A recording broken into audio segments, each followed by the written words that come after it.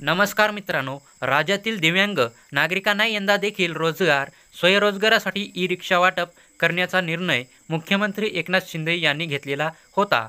दिव्यांग बांधवांना एकाच छताखाली प्रशिक्षण, समुपदेशन, वैद्यकीय सहायता या सर्व सुविधा देणारे पुनर्वसन केंद्र व सर्व महापालिकांना सुरू करावे असे निर्देश मुख्यमंत्र्यांनी दिले.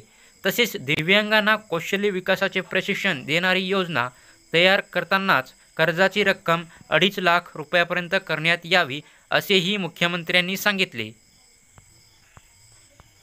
सोमवारी 26 जुलै यामध्ये सह्याद्री अतिथीगृह येथे दिव्यांग कल्याण महामंडळाची बैठक झाली.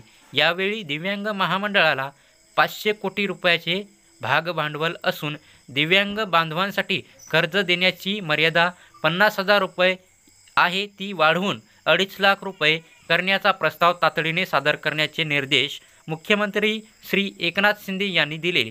त्यांना स्वयंरोजगारासाठी कौशल्य प्रशिक्षण देणारी योजना कौशल्य विकास योजनाच्या विभागाच्या सहकार्याने करावी, जेणेकरून दिव्यांग बांधवांना रोजगाराची संधी मिळेल असे मुख्यमंत्र्यांनी सांगितले.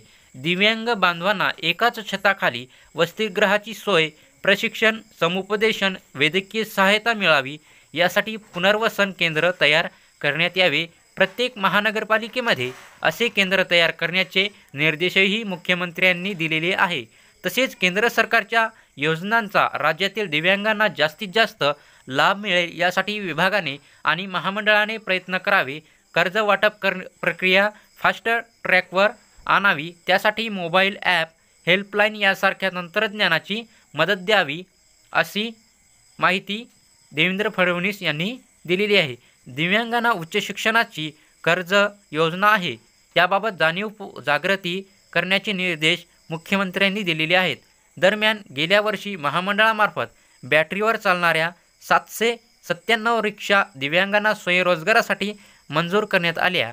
त्यापैकी 600 रिक्षांचे वाटप करण्यात आले असून याही वर्षी देखील 667 रिक्षा खरेदी करण्यासाठी आजच्या बैठकीत मंजुरी देण्यात आलेली आहे. 100% दिव्यांगत्व असलेल्या रिक्षा वाटपासाठी प्राधान्य देण्यात येते असल्याचे दिव्यांग कल्याण विभागाचे सचिव सुमंत भागे यांनी सांगितलेले आहे.